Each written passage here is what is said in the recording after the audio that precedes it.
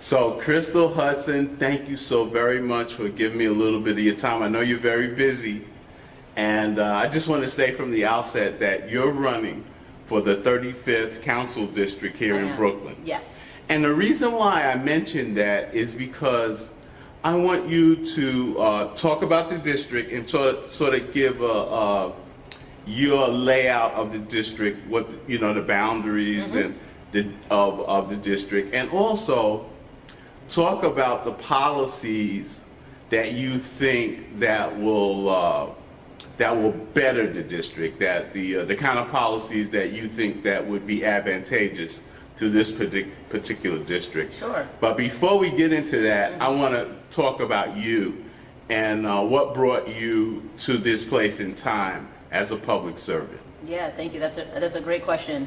It was actually through becoming a caregiver for my mother who has Alzheimer's disease. So I spent over 10 years working in marketing and advertising, specifically sports marketing, in a completely unrelated field. And then almost 8 years ago, my mother was diagnosed with Alzheimer's disease. I was living in DC at the time. I came up every single weekend to check on her for a whole year before I was able to move back to Brooklyn. And then I moved back to Brooklyn. I moved in with my mother and became her primary caregiver. And it was really through the experience of caring for her, trying to get access to resources and services, programming, navigating really bureaucratic systems. That was the experience that got me into public service. I felt like, my mother spent over 40 years working as a nurse in New York City, and when it was time for her to receive care, it felt like there was none for her. And so it was that experience that I decided I wanted to work in government, because I thought, I could help to change the systems that I found to be so onerous and difficult to navigate. I wanted to make it easier for other people who look like me, who might have similar situations to my own, caring for a single parent as an only child or what have you. And so that's what got me into public service. It was through my work in public service that I, met so many constituents, neighbors, who encouraged me to run, who asked me to run, who felt like, I had what it took to represent this community. And so I was open to the challenge. So now in the 35th Council District, it's very diverse. There's a lot of homeowners, a lot of renters. How do you size up this particular district in terms of your policy ideas? Yeah, I think what makes this district so incredibly unique is that it is diverse. It's diversity not just in the people and the professions that people hold and in the housing, but really in all of the elements of the district. When you think about businesses, small businesses that are here, we've got so much going on in this district. We're also home to the cultural district of Brooklyn. And so, that's one of the many things that makes this district so desirable, and makes, all of us who live here want to stay here.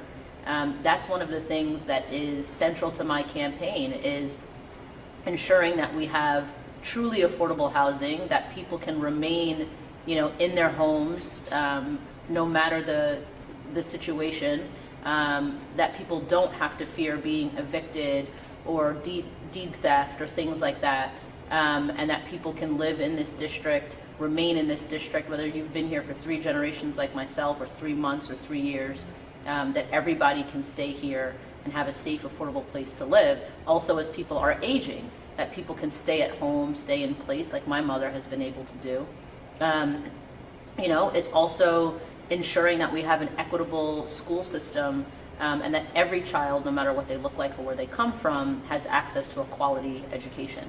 Yeah, go ahead. No, I was going to ask you, so now this upcoming chamber at the council is going to probably represent close to 90% of new people coming in.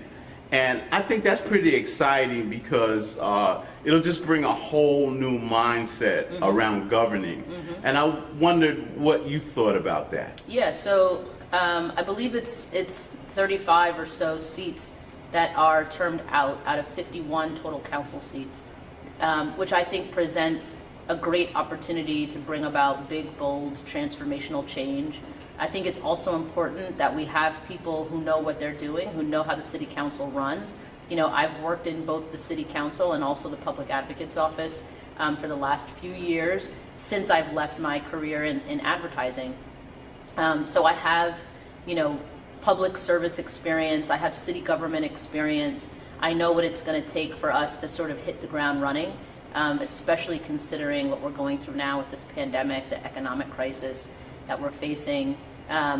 You know, but again, you know, I think it is a really exciting time, like you said. I think that's sort of the silver lining that I've seen in, you know, enduring everything else that we face. The silver lining for me is the opportunity to really re-envision and reimagine what the city can be and who it can work for, working on behalf of working people and everyday people, and not just for the wealthy and the privileged. Yeah.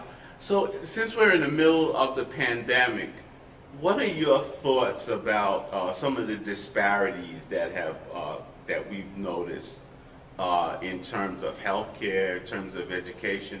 I was wondering, what were your thoughts about some of those issues? Yeah, I mean, a lot of those issues were present before COVID, right? COVID just helped shine a light on them. And so, you know, anyone that says we've got to get back to normal doesn't know, you know, what people who look like me and you have been facing, what Black and brown people, low-income people, working people, immigrants, LGBTQ people, you know, those of us who are most marginalized in this city have known for a long time what the issues are that we've been facing. But now it seems everybody else knows what those issues are, you know? Yeah. And so, you know, like I said, I think this is an opportunity for us to really take a much closer look. Think about investing in our communities, you know, quadrupling the investments in our communities, in Black and brown communities, in the communities that have not been deeply invested in before. We have to think about all of the things and experiences and disproportionate impacts that we have seen, that Black and brown people have seen in this city, and really center those experiences in our recovery moving forward. So now, when we start developing policy to address some of these issues, how do you think it's going to take place in the city council? Do you think that it'll be easier to build coalitions around some of these issues going forward? Yeah, I mean, that's my hope. There are a lot of really great candidates running for city council, and I hope that, you know, we are all aligned and sort of see the way forward and know and understand that nothing can get done without collaboration. There has to be collaboration. We have to all be moving towards, you know, similar goals, not one singular goal, but, you know, the broad goal of making this city the best city it can be for those who are most disadvantaged. Yeah, yeah.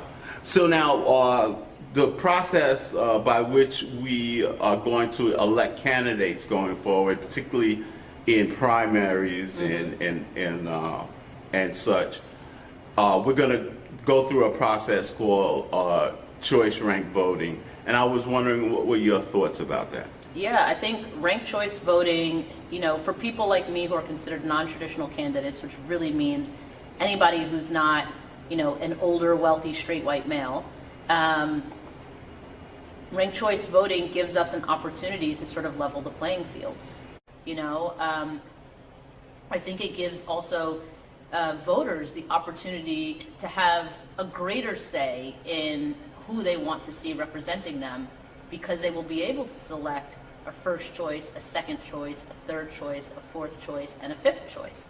So you can pick 5 people for each of the seats that you'll be voting for. So all the way starting at the mayor and trickling down to the city council. Well, Crystal Hudson, it's such a great opportunity to speak with you.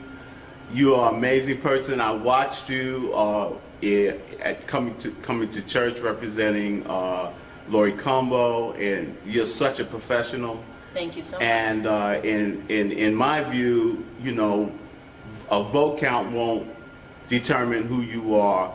And I think that you're going to be very, very successful no matter what you do. Thank and you. I want to say thank you so very much for your time. Thank you. I really appreciate the opportunity to share my story, talk about my vision for the district, and to connect with you. Thank you so very much. Thank you.